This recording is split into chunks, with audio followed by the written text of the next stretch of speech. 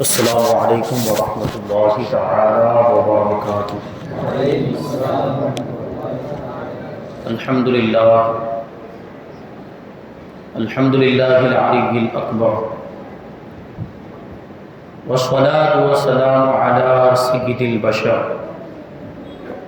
وشفیع الامة یوم المحشر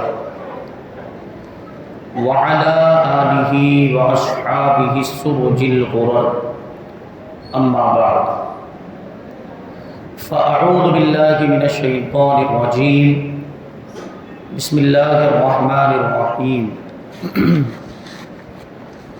اولئک کتب فی قلوبہم الایمان وأیدہم بروح منہ، صدق اللہ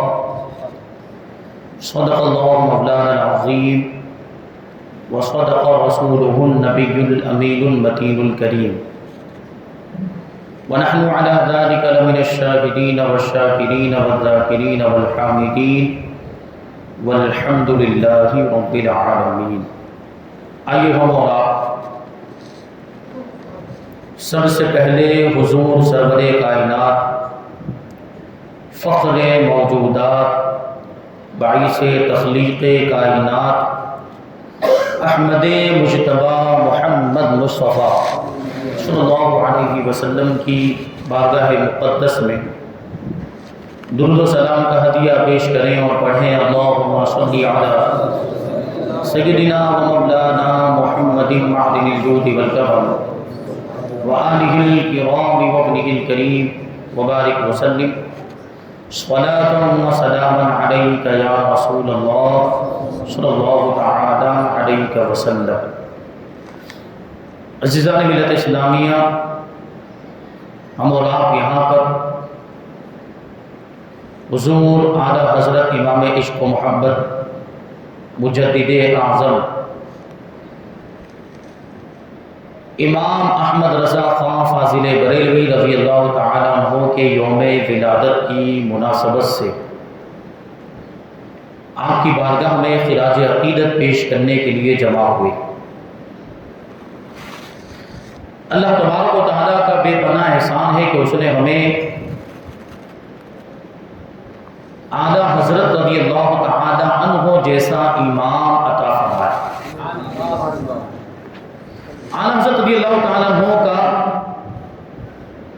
بہت بڑا احسان ہے۔ اعلیٰ حضرت رضی اللہ تعالیٰ عنہ نے ہمارے ایمان کو بچایا۔ ابھی حافظ صاحب بھی یہ بات کہہ رہے تھے کہ غریب نواز رضی اللہ تعالیٰ عنہ نے ہمیں ایمان کی دولت سے سرفراز کیا، اور امام احمد رضا نے اسی ایمان کی حفاظت فرمائی۔ ہم جب یہ بات کرتے ہیں کہ اعلیٰ حضرت رضی اللہ تعالیٰ عنہ کا بہت بڑا احسان ہے، امام احمد رضا رضی اللہ تعالیٰ عنہ کا بہت بڑا احسان ہے، تو کچھ لوگوں کو تکلیف ہوگی، کچھ لوگوں کے پیٹ میں درد ہوتا کہ اعلیٰ حضرت کا احسان ہے تو غریب نواز کا کیا، سلسلہ چشتیہ کے بزرگوں کا کیا، امام رفاعی کا کیا، اس طرح کے سوالات آتے۔ ان لوگوں کا احسان نہیں، غریب نواز کا احسان نہیں، خواجہ قطب الدین بختیار کاکی کا احسان نہیں، خواجہ نظام الدین اولیاء کا مسلمانوں پر احسان نہیں، حضرت صابر پاک کا مسلمانوں پر احسان نہیں۔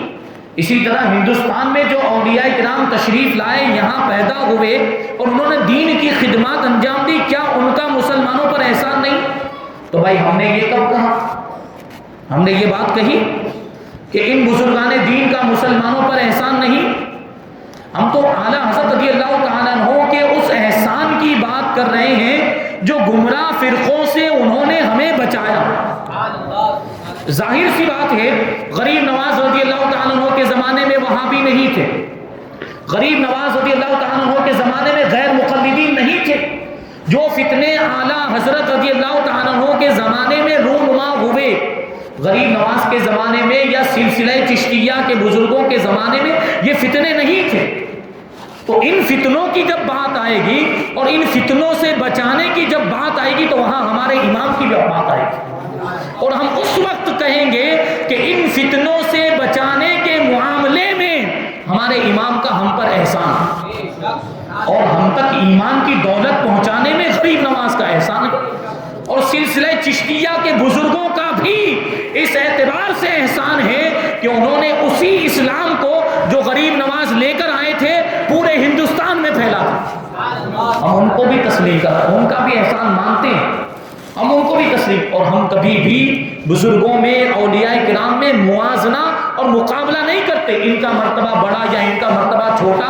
یہ بات بھی کہی جاتی ہے کہ معاذ اللہ یہ لوگ اعلیٰ حضرت کو، امام احمد رضا کو غریب نواز سے بڑھا دیتے ہیں۔ ثابت کر دیں ہمارے علماء نے یہ بات کہی ہو کہیں پر نہیں کہی یہ بات کہ اعلیٰ حضرت رضی اللہ تعالیٰ عنہ کا مرتبہ غریب نواز سے بڑا ہے، کسی نے بھی نہیں، اہل سنت کے کسی بھی عالم دین نے یہ بات کہی، اور کیسے کہی جا سکتی، کہیں جا ہی نہیں سکتی ہے۔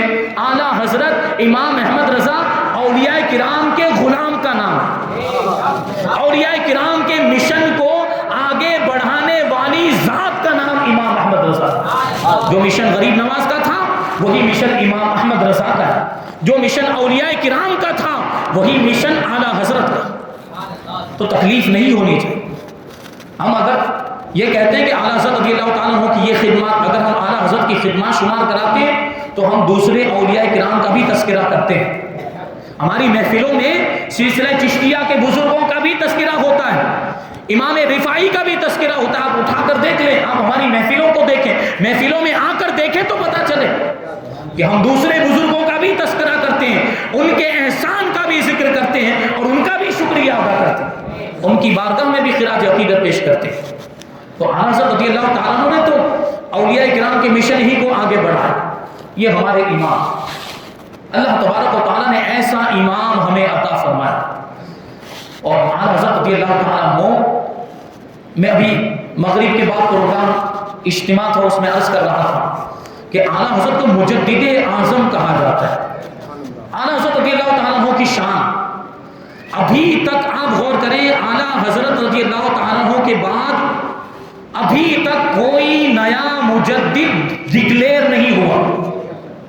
یعنی ایسے تو دعوے بہت لوگوں نے کیے، لیکن جس کو سب نے مجدد مانا ہو ایسا ابھی تک کوئی ظاہر نہیں ہوا۔ اختلاف پایا جاتا ہے شخصیات کے بارے، اہل سنت کی شخصیات کے بارے میں بھی اختلاف پایا جاتا ہے، اور کچھ دوسرے لوگ ہیں جیسے وہ طاہر القادری نے بھی مجدد ہونے کا دعویٰ کیا، ہرگز اس کو تسلیم نہیں کیا جا سکتا اس کے خرافات کو دیکھ کر۔ پہلا نبی ادھر نہیں جاتے ہیں، ہم اپنے امام کی بات۔ ابھی وہ شعر بڑا ہی مشہور قطعہ ہے، 4 مصروں پر مشتمل۔ کیا شعر ہے؟ وادی رضا کی کوہ ہمالا رضا کا ہے، جس سمت دیکھیے وہ علاقہ رضا کا ہے، اگلوں نے تو لکھا ہے بہت علم دین پر، جو کچھ ہے اس صدی میں، یوں کہا جاتا ہے جو کچھ ہے اس صدی میں، ہم اس کو بدل کے یوں بھی کہہ سکتے ہیں جو کچھ ہے 2 صدی میں وہ تنہا رضا کا۔ کیونکہ اعلیٰ حضرت کے بعد ان کے جیسا کوئی نہیں ہوا، ان کے جیسا مفتی نظر نہیں آتا، ان کے جیسا عالم نظر نہیں آتا، ان کے جیسا محدث نظر نہیں آتا، ان کے جیسا فقیہ نظر نہیں آتا، ان کے جیسا اللہ کا ولی نظر نہیں آتا۔ قطب الارشاد کہا گیا۔ امام، ہمارے امام کے بعد آج تک ایسا کوئی مجدد نہیں آیا، اور اعلیٰ حضرت کی رضی اللہ تعالیٰ عنہ کی تعلیمات ابھی بھی ہمارے لیے مشعل راہ ہیں، ابھی بھی اعلیٰ حضرت کی تعلیمات ہمیں ہماری رہنمائی کرتی ہوئی نظر آتی ہے۔ میں نے ابھی عرض کیا مغرب کے بعد کہ اعلیٰ حضرت رضی اللہ تعالیٰ عنہ نے گزرے ہوئے زمانوں کے فتنوں کا بھی جواب دیا ہے، آپ کے زمانے میں موجود فتنوں کا بھی جواب دیا ہے، اور یہ ہمارے امام کی کرامت ہے کہ جو فتنے آنے والے زمانے میں پیدا ہونے والے تھے ان فتنوں کا بھی جواب ہمارے امام نے عطا فرمایا۔ نعرہ تکبیر، نعرہ رسالت، فیضان حضور سرکار اعلی حضرت، مسلک اعلی حضرت، فیضان حضور اشرف الفقہا، سبحان اللہ۔ یہ اعلیٰ حضرت رضی اللہ تعالیٰ عنہ کی کرامت ہے کہ آنے والے زمانے میں جو فتنے ظاہر ہونے والے تھے ان فتنوں کا جواب بھی ہمیں اعلیٰ حضرت کی کتابوں میں ملتا ہے۔ ابھی جو شیعہ فرقہ جو پھیل رہا، رافضی اور تفضیلی جو یہ پھیل رہے ہیں، اور یہ جو اس طریقے سے لوگوں کو گمراہ کرنے کی کوششیں کر رہے ہیں، ان کے جو اعتراضات اور ان کے جو سوالات ابھی سامنے آ رہے ہیں، اعلیٰ حضرت نے 100 سال پہلے ان کا جواب دے دیا۔ اعلیٰ حضرت رضی اللہ تعالیٰ عنہ نے اپنے زمانے میں یہ فتنے جو ابھی ابھرے ہیں، ان کا جواب اعلیٰ حضرت کی تصانیف میں موجود ہے، اور ان سے رہنمائی حاصل کر کے ہم ان کا دندان شکن جواب دے سکتے ہیں۔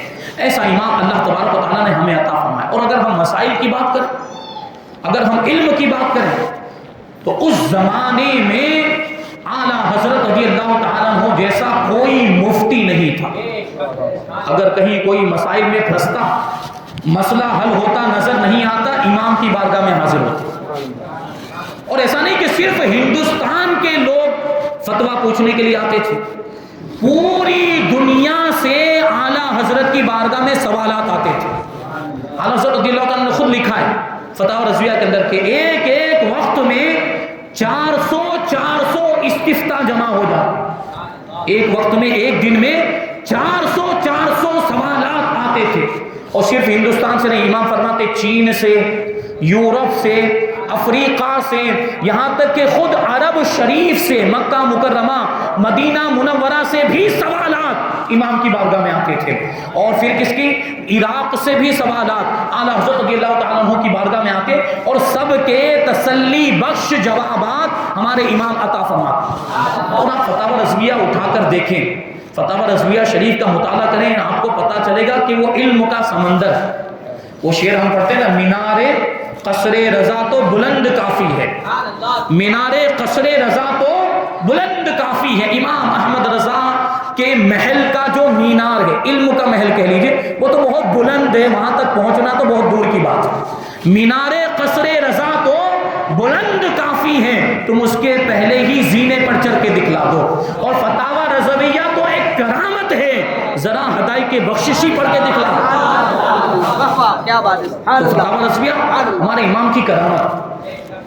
تو یہ بات ہے، اعلیٰ حضرت رضی اللہ تعالیٰ عنہ نے اردو میں لکھا ہے، بہت سارے فتوے عربی میں بھی ہیں، بہت سارے فتاوا جہاں اس میں آپ دیکھیں گے تو فارسی کے اندر بھی ہے۔ اور عجیب خوبی ہم نے یہ ملاحظہ کی، ایک فتوا میں نے پڑھا تو اعلیٰ حضرت رضی اللہ تعالیٰ عنہ سے نظم میں سوال ہوا، نظم سمجھے، اشعار کی شکل میں سوال ہوا، شعر کی شکل میں، شاعری میں سوال ہوا تو جواب بھی شاعری میں عطا فرمایا، سوال نظم میں تو جواب بھی نظم میں۔ کیا مطلب؟ جیسا سوال ویسا جواب۔ اور یہ تو اصول افتاء میں سے بات ہوتی ہے کہ جس زبان میں سوال پوچھا جائے اسی زبان میں جواب دیا جائے۔ ابھی آپ سے کوئی اردو میں سوال پوچھے، آپ گجراتی میں جواب دیں، سمجھ میں آئے گا اس کو؟ تو کیا مطلب ہوا؟ اردو میں سوال پوچھا ہے تو اردو میں جواب دینا چاہیے، یہ اصول افتاء میں سے یہ بات۔ امام کی بارگاہ میں عربی میں سوال آیا تو عربی میں جواب عطا فرمایا، امام کی بارگاہ میں فارسی میں سوال آیا، فارسی میں جواب عطا فرمایا، اردو میں سوال آیا، اردو میں، یہاں تک کہ بعض فتاوا انگلش میں بھی موجود، امام کو انگلش میں بھی مہارت، یہ ہمارے امام کی شان۔ تو میں اردو کی بات کر رہا تھا کہ اعلیٰ حضرت رضی اللہ تعالیٰ عنہ نے بہت سارے فتاوا اردو میں تحریر فرمائے ہیں، لیکن اعلیٰ حضرت کی اردو کو پڑھ لینا اور اس کو سمجھ لینا بھی بڑے کمال کی بات ہے۔ اردو، ایسی اردو، بڑے بڑے لوگ، بڑے بڑے عالم کہلانے والے لوگ اردو پڑھتے ہوئے ہچکچاتے، بیچ بیچ میں اٹک جاتے، یہ ہمارے امام کی اردو۔ اعلیٰ حضرت رضی اللہ تعالیٰ نے ویسے تو ابھی تو ہم جیسے ہم نے وہ شعر کہا کہ فتاوی رضویہ پوری کی پوری اعلیٰ حضرت کی کرامت، لیکن کچھ مخصوص چیزوں کو آپ دیکھیں۔ فتاوی رضویہ جو پرانی والی جو 12 جلدوں میں جو شائع ہوئی ہے، اس کی پہلی جلد اگر کوئی صحیح طریقے سے پڑھ لے، اس کی پہلی جلد اگر کوئی صحیح طریقے سے پڑھ لے، اگر وہ عالم ہوگا تو مفتی بن جائے۔ بہار شریعت کے بارے میں ہم کیا کہتے ہیں؟ بہار شریعت عالم بنانے والی کتاب ہے، اور فتاوی رضویہ مفتی بنانے والی کتاب۔ پہلی جلد کو ہمارے استاد گرامی حضرت علامہ محمد احمد مصباحی صاحب قبلہ اکثر یہ بات فرمایا کرتے تھے کہ اعلیٰ حضرت رضی اللہ تعالیٰ عنہ کی جو فتاوی رضویہ کی جو پہلی جلد ہے وہ اعلیٰ حضرت کی کرامت ہے۔ اور ویسے تو پوری فتاوی رضویہ کو کہا جا سکتا ہے۔ اعلیٰ حضرت رضی اللہ تعالیٰ عنہ کے زمانے میں ایک نیا مسئلہ آیا، کون سا؟ کرنسی نوٹ کا مسئلہ۔ کرنسی نوٹ اس زمانے میں انگریزوں نے وہ رائج کیے، جاری کیے تھے. اب کرنسی نوٹ اب جانتے ہیں وہ کاغذ کا ٹکڑا ہوتا ہے. ہمارے پاس بھی ابھی جیب میں 10 کا نوٹ ہوگا، 20 کا ہوگا، 50 کا، 100، 500 کا. اللہ تبارک و تعالی ہماری روزیوں میں برکت عطا فرمائے.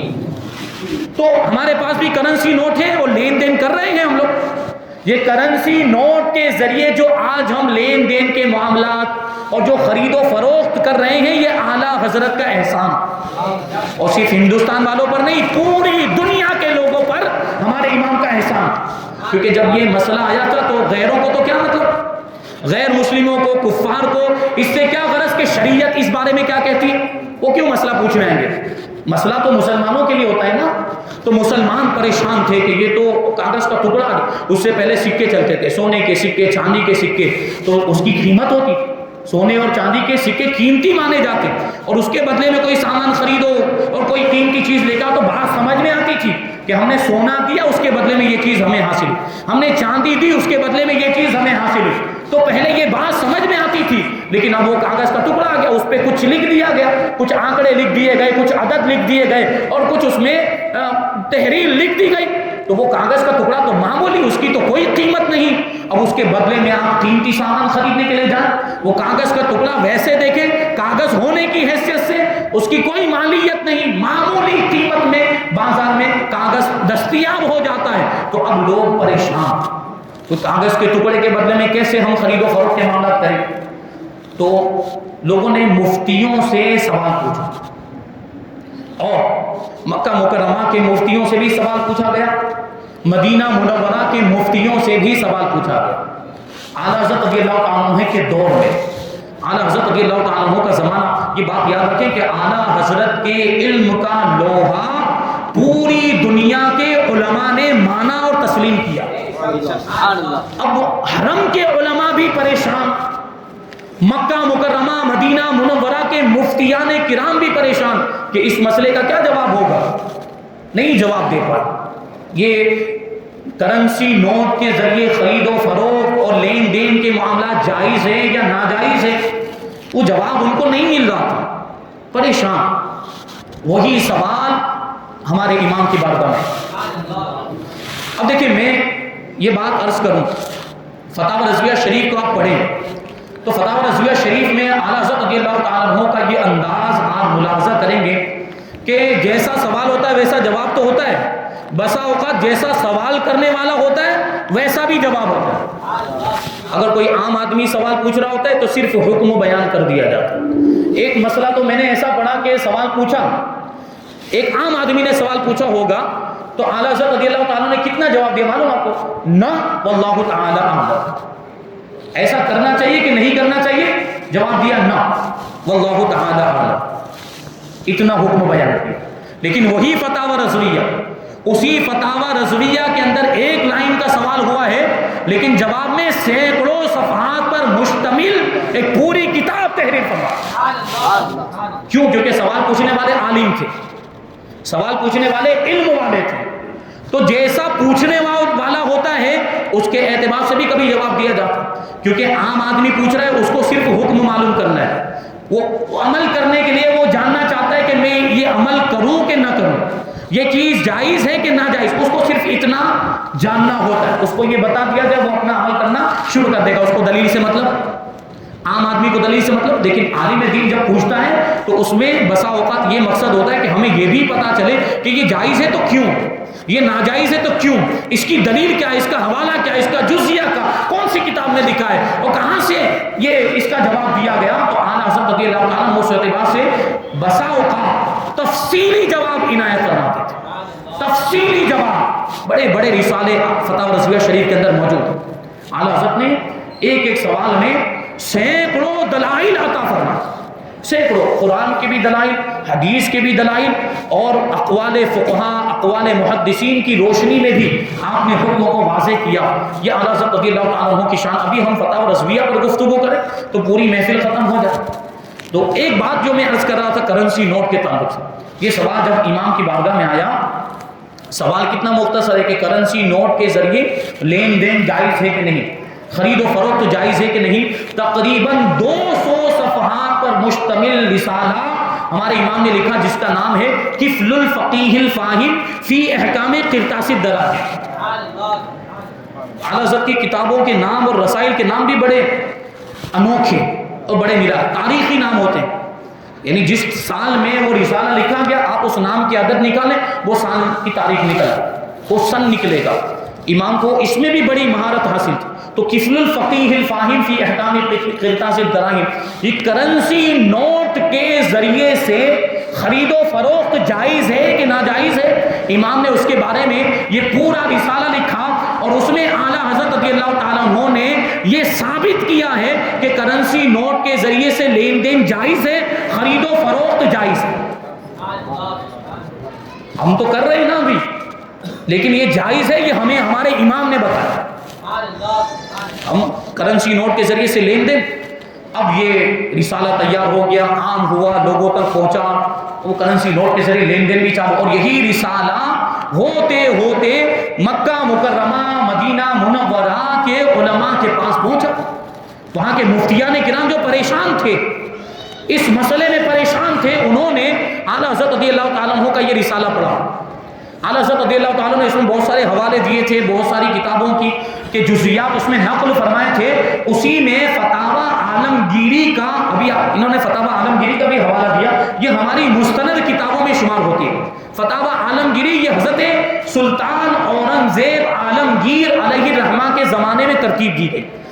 آپ کے اساتذہ نے 5 علماء کرام نے 5 مفتیان کرام نے مل کر اس کتاب کو ترتیب دیا، اور میں آپ کو بتاؤں یہ آج بھی اس کی اتنی زیادہ اہمیت ہے کہ آج بھی فتاوی عالمگیری، اور یہ ہم کو اس پر فخر کرنا چاہیے، فتاوی عالمگیری اور فتاوی رضویہ کا حوالہ آج بھی کورٹ میں چلتا ہے، آج بھی کورٹ میں چلتا۔ آپ اپنا کوئی پرسنل مسئلہ لے کے گئے جس کا تعلق دین سے ہے، جس کا تعلق مذہب سے ہے، اور کورٹ میں جا کر بھی آپ نے یہ بات کہی کہ میں اس مسئلے کو شریعت اسلامیہ کے مطابق حل کروانا چاہتا ہوں، تو وہاں معیار بنایا جاتا ہے فتاوی عالمگیری کو اور فتاوی رضویہ۔ ہم کو معلوم نہیں ہے، ہم تو بس وہ دنیا داری کے اعتبار سے، ابھی حافظ صاحب کہہ رہے تھے کہ ہمیں اپنے مسائل لے کر کورٹ کچہری میں نہیں جانا چاہیے، وہاں مسائل اور الجھتے ہیں، حل نہیں ہوتے، اور پھر ان لوگوں کو اعتراض کرنے کا موقع ملتا ہے۔ طلاق کے معاملات آپ نے دیکھا، وہ طلاق کا جو مسئلہ ہوا تھا، طلاق پر ان کو اعتراض کرنے کا موقع ملا کہ وہ ہماری ہی ایک بہن وہ مسئلہ لے کر وہاں چلی گئی تھی کورٹ کچہری میں، جبکہ اس کو وہ مسئلہ لے کر کہاں جانا چاہیے؟ مفتیان کرام کی بارگاہ میں آنا چاہیے، شریعت کے مطابق قرآن و حدیث کی روشنی میں اسے حکم معلوم کرنا چاہیے تھا اور اس کے مطابق عمل کرنا چاہیے تھا، ان کو بولنے کا موقع مل گیا۔ بہرحال ہمارے پاس ہر چیز کا جواب موجود ہے الحمدللہ۔ علماء اہل سنت، یہ بھی تو امام کا احسان ہے، اعلیٰ حضرت رضی اللہ تعالیٰ عنہ کا احسان کہ ہم جو یہ سنیت کی بہاریں دیکھتے ہیں، ہم یہ جو مدارس اسلامیہ کو دیکھ، یہ بڑے بڑے دارالعلوم جو دیکھ رہے ہیں، یہ بھی اعلیٰ حضرت کا احسان۔ اگر ہمارے امام نہ ہوتے تو پتہ نہیں کون سے گمراہ فرقے سے ہمارا تعلق ہوتا۔ آج بھی آپ دیکھیں بہت سے ایسے گاؤں ہیں، بہت سے ایسے دیہات ہیں جہاں مسلک اعلیٰ حضرت کا پیغام نہیں پہنچا، پورا کا پورا گاؤں وہاں بھی ہو گئے، پورے کے پورے گاؤں گمراہ ہو گئے۔ تو ہم پر احسان ہے پروردگار کا کہ ہمیں اس نے مسلک اعلیٰ حضرت کے ماننے والوں میں بنایا، یہ ہمارے امام کا ہم پر احسان۔ تو اعلیٰ حضرت رضی اللہ تعالیٰ عنہ کے دامن سے جڑے رہیں، آپ کے مسلک سے جڑے رہیں، تو دنیا بھی کامیاب اور آخرت بھی کامیاب۔ تو مسلک اعلیٰ حضرت بات آ گئی تو عرض کروں، مسلک اعلیٰ حضرت پر بھی تو لوگ سوال اٹھاتے کون سا نیا مسلک، 5واں مسلک کہاں سے آ گئے؟ تو یہ کوئی نیا مسلک نہیں، مسلک اہل سنت و جماعت ہی کا نام ہے مسلک اعلیٰ حضرت۔ مسلک اہل سنت و جماعت ہی کا دوسرا نام ہے، جو زمانے کی ضرورت کی وجہ سے ہم نے اعلیٰ حضرت کی طرف نسبت کرتے ہوئے اس کا نام رکھ دیا مسلک اعلیٰ حضرت، کیونکہ وہ لوگ بھی اپنے آپ کو اہل سنت کہنے لگ گئے تھے، وہاں بھی اپنے آپ کو اہل سنت کہنے لگ گئے، تو اب وہ فرق باقی نہیں رہا۔ اب کیسے پتا چلتا کہ کون سنی، کون عاشق رسول، کون نجات پانے والا اور کون گمراہ ہے، کون جہنم میں جانے والا ہے؟ تو ہمارے پاس ایک کسوٹی تھی، اور وہ کسوٹی تھی امام اہل سنت کی شخصیت، تو اسی کی طرف ہم نے اپنے مسلک کو منسوب کر دیا، اور امام کی طرف منسوب کر کے ہم نے اپنے مسلک کا نام رکھ دیا مسلک اعلیٰ حضرت۔ نعرے تکبیر، نعرے رسالت، مسلک اعلیٰ حضرت۔ تفصیلی گفتگو کریں, ہمارے شیخ حضور اشرف الفقہاء اس پہ بہت اچھی گفتگو فرماتے تھے. وہ آپ مثال کے ذریعے نہیں سمجھاتے تھے. آپ ایک دیہات میں گئے, آپ ایک گاؤں میں جائیں تو وہاں بہت سارے وہابیوں کے گھر, بہت سارے دیوبندیوں کے گھر ہے, ایک سنی کا گھر ہے. آپ کو معلوم نہیں کہ وہ سنی کا گھر کون سا ہے, تو کیسے پتا چلے گا؟ تو آپ نے وہاں پر جانے کے بعد دیکھا کہ سارے گھر تو بالکل ان کے چھتوں پر کوئی جھنڈا ونڈا نہیں لگا ہوا, لیکن ایک گھر ایسا ہے جس پر جشن عید میلاد النبی والا جھنڈا لگا ہوا. تو آپ کو پتا چل جائے گا کہ نہیں کہ یہ سنی کا گھر ہے. تو آپ نے پہچان لیا, جھنڈے کی وجہ سے پہچان لیا کہ یہ سنی کا گھر ہے, آپ سیدھے پہنچ گئے. لیکن دوسرے سال آپ پہنچے, اللہ کا فضل ہوا, پہلے ایک سنی کا گھر تھا, اب 2-3 سنیوں کے گھر ہو گئے. تو اب وہ ان سنی صاحب جن کے گھر پہ آپ کو جانا تھا ان کے گھر پہ بھی جھنڈا لگا ہوا ہے, اور دوسرے 2-3 سنی تھے ان کے گھروں پر بھی جھنڈا لگا ہوا ہے. اب پھر پریشانی ہوگی کہ نہیں ہوگی؟ اب پھر کیسے پہچانیں گے کہ ہم جن کے یہاں جانا چاہتے ہیں وہ گھر کون سا ہے؟ تو دوسری کوئی علامت, دوسری کوئی نشانی ڈھونڈیں گے, دوسری کوئی علامت. جیسے مثال کے طور پر انہوں نے اپنے دروازے پر مسلک اعلیٰ حضرت لکھوا دیا تھا, اور انہوں نے یہ کہہ دیا تھا کہ جھنڈے تو اور بھی جگہ پر ہیں, وہ بھی سنی الحمدللہ, لیکن جس گھر کے دروازے پر آپ مسلک اعلیٰ حضرت لکھا ہوا دیکھیں تو سمجھ جانا وہ میرا ہی مکان ہے. اسی طرح اور بھی حضرت نے تفصیلی گفتگو کی, آپ اس کو ریکارڈنگ میں بھی سن سکتے ہیں. تو مطلب کیا ہوا, زمانے کے اعتبار سے علامتیں اور نشانیاں بدلتی رہتی. امام اعظم ابو حنیفہ رضی اللہ تعالیٰ عنہ کے دور میں بھی معتزلیوں کا فرقہ یہ بڑا زور پر تھا, اور اس زمانے میں یہ گمراہ فرقہ لوگوں کو گمراہ کرنے کی کوشش کر رہا, اور اس زمانے میں وہی یہ شیعہ لوگوں کا فرقہ بھی تھا. تو اس وقت امام اعظم ابو حنیفہ سے پوچھا کسی نے کہ اہل سنت کی پہچان کیا ہے, اہل سنت کی پہچان کیا ہے؟ تو اس وقت امام نے فرمایا تھا تفضیل والمسح علی الخفین. یہ 2 چیزیں بتائی. کیا مطلب؟ ہمارے امام اعظم ابو حنیفہ رضی اللہ تعالیٰ عنہ نے اپنے زمانے کے اعتبار سے اہل سنت کی یہ علامت بتائی, شیخین کو فضیلت دینا, یعنی سیدنا صدیق اکبر اور فاروق اعظم کو فضیلت دینا, اور 2 دامادوں سے محبت کرنا. 2 داماد کون, اور کس کے داماد؟ رسول اللہ کے داماد. کون 2 داماد؟ حضرت عثمان غنی اور مولا کائنات. تو شیخین کو فضیلت دینا اور دونوں دامادوں سے محبت کرنا اور خفین پر مسح کرنا, یہ اس زمانے میں اہل سنت کی پہچان. کیونکہ جو معتزلہ تھے وہ خفین پر مسح کرنے کو ناجائز کہتے تھے, خفین پر مسح کرنے کو ناجائز, جبکہ اہل سنت و جماعت کا مسلک یہ ہے کہ خفین پر مسح کرنا جائز. وہ چمڑے کے جو موزے ہوتے ہیں وہ ابھی مسئلہ تفصیلی ہے. چمڑے کے موزے پر آپ نے وضو کرنے کے بعد وہ چمڑے کے موزے پہن لیے. اب چمڑے کا موزہ کیسا ہونا چاہیے اس کے شرائط ہے. اس وضو کرنے کے بعد آپ نے وہ چمڑے کا موزہ پہن لیا, اب دوسری مرتبہ عذر پیش آیا, وضو ٹوٹ گیا, پورا وضو کریں گے لیکن اس موزے پر مسح کر لینا کافی ہے. پاؤں کو دھونا ضروری نہیں ہوگا, اس کے اور بھی تفصیلی مسائل ہیں, وہ کبھی کسی موقع پر بیان کریں گے. تو امام اعظم ابو حنیفہ رضی اللہ تعالیٰ عنہ نے اپنے زمانے کے اعتبار سے یہ علامت بتائی تھی. کیا علامت بتائی؟ کہ اہل سنت کی پہچان کہ وہ شیخین سے شیخین کو فضیلت دیتے ہیں, شیخین کو افضل جانتے ہیں, اور دونوں دامادوں سے عثمان غنی, فاروق اعظم رضی اللہ عنہما, حضرت عثمان غنی اور مولا کائنات رضی اللہ عنہما سے محبت کرتے ہیں اور خفین پر مسح کرتے ہیں. یہ اہل سنت کی پہچان انہوں نے اپنے زمانے کے اعتبار سے بتائی. لیکن ہمارے زمانے میں ہم دیکھیں تو یہ وہابی دیوبندی بھی تو شیخین کو فضیلت دیتے, یہ وہابی دیوبندی بھی تو دعویٰ کرتے ہیں, دعویٰ تو کرتے ہی ہیں کہ ہم عثمان غنی سے محبت کرتے ہیں. ان کا یہ دعویٰ ہے کہ ہم مولا کائنات سے محبت کرتے ہیں. جب ان کے دلوں میں رسول کائنات کی محبت نہیں تو مولا کائنات کی محبت کہاں سے ہونے والی؟ دعوے کرتے ہیں, وہ دعویٰ کہیں گے ہم اس کو. اور مسح علی الخفین یہ بھی کرتے ہیں. تو اب یہ علامتیں کام آئیں گی. اہل سنت, کسی زمانے میں ہم اہل سنت کہلاتے تھے, ہم اپنے آپ کو اہل سنت کہتے تھے, لیکن اب انہوں نے بھی اپنے آپ کو اہل سنت کہنا شروع کر دیا. بلکہ پاکستان کی بات میں آپ کو بتاؤں, ایک بزرگ عالم دین نے ہمیں بتایا کہ پاکستان میں تو ان لوگوں نے گورنمنٹ میں اپنا نام اہل سنت و جماعت رجسٹر کروا دیا. اب بتائیے کیا ہوگا؟ ان لوگوں نے اپنا نام اہل سنت و جماعت رجسٹر کروا لیا ہے پاکستان کے اندر. تو یہ بھی اپنے آپ کو اہل سنت کہنے لگ گئے. تو اب کوئی نئی علامت کی ضرورت تھی کہ نہیں کہ جس سے ہم پہچانے جاتے ہیں؟ اسی علامت کا نام ہے مسلک اعلیٰ حضرت. مسلک اعلیٰ حضرت سے سنی پہچانے جاتے ہیں. आशिकान मुस्तफ़ा पहचाने जाते। तो ये मसलक आला हज़रत हमने नाम क्यों रखा, उसकी ये ज़रूरत थी, इस वजह से हमने रखा। तो बात कहाँ से कहाँ निकल गई, करेंसी नोट के बारे में। जो आला हज़रत रज़ियल्लाहु ताला अन्हु ने रिसाला लिखा, वो रिसाला किफ़्ल फ़क़ीहिल फ़ाहिम अरब ममालिक में पहुँचा। मक्का मुकर्रमा के मुफ्तियों ने, मदीना मुनव्वरा के मुफ्तियों ने देखा तो उसमें बहुत सारी किताबों के हवाले थे। उसमें फतावा आलमगीरी के हवाले से आला हज़रत रज़ियल्लाहु ताला अन्हु ने एक जुज़िया नक़्ल किया था।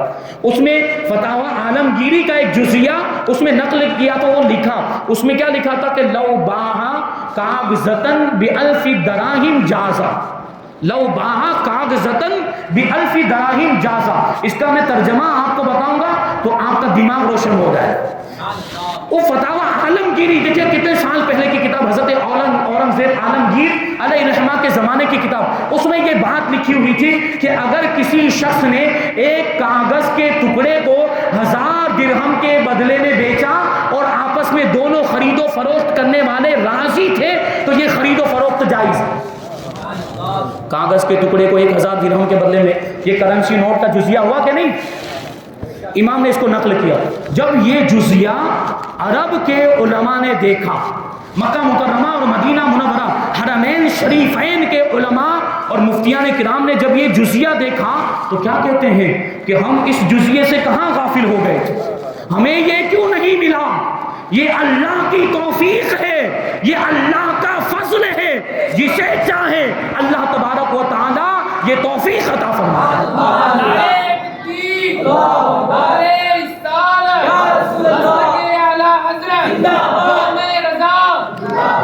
तो ये मसले को हल करना ये हमारे इमाम के हिस्से में लिखा हुआ था। पूरी दुनिया के मुफ्तियान किराम परेशान थे, लेकिन हमारे इमाम ने बड़ी आसानी के साथ उस मसले को हल कर दिया। हम लोग कुछ उलमा बैठे हुए गुफ्तगू कर रहे थे और मसले मसाइल पर बात हो रही थी, तो कभी ऐसा भी होता है कि हम फंस जाते हैं, हमें जवाब मालूम नहीं होता है। तो उन्होंने मसला पूछ लिया मुझसे, मुझे जवाब मालूम नहीं था। मैंने कहा ऐसा होना चाहिए, ऐसा होना, बोले होना चाहिए नहीं चलेगा, आपके पास किसी किताब का हवाला हो तो बताइए। कभी ऐसा होता है हमारे पास भी मालूमात नहीं और हम इकरार करते हैं, और इस बात का इकरार करना ये भी एक किस्म का इल्म है। मुझे ये मसला मालूम नहीं, ला अदरी उस पर कह देना, ये भी एक किस्म का इल्म, क्योंकि आपको मालूम है कि आपको क्या मालूम क्या नहीं मालूम, तो ये इल्म हुआ कि नहीं। इमाम आज़म अबू हनीफा के बारे में तकरीबन 20 या 21 मसाइल में आपने ला अदरी फरमाया है। इतने बड़े इमाम जिनके मसलक के हम मुक़ल्लिद हैं, उनकी तरफ निस्बत करके हम हनफी कहलाते हैं, उन्होंने तकरीबन 20 मसाइल के अंदर ला अदरी कहा, तो हम और आप कौन से खेत की मूली। तो वो नौजवान उलमा, सनद याफ्ता उलमा जिनके पास लोग सवाल लेकर आते हैं ना, उनको इससे सबक हासिल करना चाहिए। आपके पास कोई सवाल लेकर आया तो जवाब देना ज़रूरी नहीं होता है।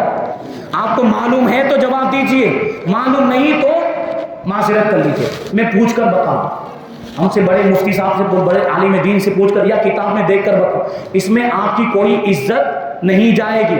वो ज़रूरी समझ लेते हैं कि नहीं बताएंगे तो बदनाम हो जाएंगे, नहीं बताएंगे तो बेइज्जत हो, ऐसा कुछ नहीं। बल्कि आप इस अंदाज में अगर जवाब देंगे देख कर या किसी और से पूछ कर, तो आपका एतमाद और बढ़ेगा। वो सवाल पूछने वाला ये सोचेगा कि इमाम साहब या आलिम साहब ऐसे ही जवाब नहीं देते, हवाले के साथ जवाब देते, तो सामने वाले का एतमाद बढ़ेगा। तो ऐसे ही किसी को कुछ भी नहीं बता देना चाहिए, मालूम हो तभी बताना चाहिए। तो आला हज़रत रज़ियल्लाहु ताला अन्हु ने ये पूरा रिसाला लिखा, वो रिसाला आज भी फतवा रज़विया शरीफ के अंदर मौजूद। आला हज़रत ने उस ज़माने के एतबार से लिखा था, लेकिन उस रिसाले की रोशनी में आज भी बहुत से नए पेश आने वाले मसाइल, नौ पैदा मसाइल का हल उस रिसाले में मिलता है, उस रिसाले से हमें मिलता है। ये आला हज़रत रज़ियल्लाहु ताला अन्हु की करामत नहीं तो और क्या है। तो मैंने अर्ज़ किया कि आज भी उनकी तालीमात से फैज़ हासिल किया जा रहा है। आज भी इमाम की तालीमात और इमाम की किताबें और इमाम की तसनीफ़ात हमारी रहनुमाई करती हुई नजर आती है। तो इसीलिए तो हमने वो शेर को यूँ तब्दील किया, वादी रज़ा की कोई है हिमाला रज़ा का है, जिस समत देखिए वो इलाका रज़ा का है। अगलों ने तो लिखा है बहुत इल्म दीन पर, जो कुछ है 2 सदी में वो तन्हा रज़ा का है। अल्लाह तबारक व तआला की बारगाह में दुआ है کہ جو خود بھی بیان ہوا اس پر ہم سب کو عمل کرنے کی توفیق عطا فرمائے، مذہب اہل سنت و جماعت مسلک اعلیٰ حضرت پر ہم سب کو قائم و دائم رکھے اور اسی پر ہم سب کا خاتمہ فرمائے۔ وما علینا الا البلاغ۔ السلام علیکم، صلاۃ و سلام۔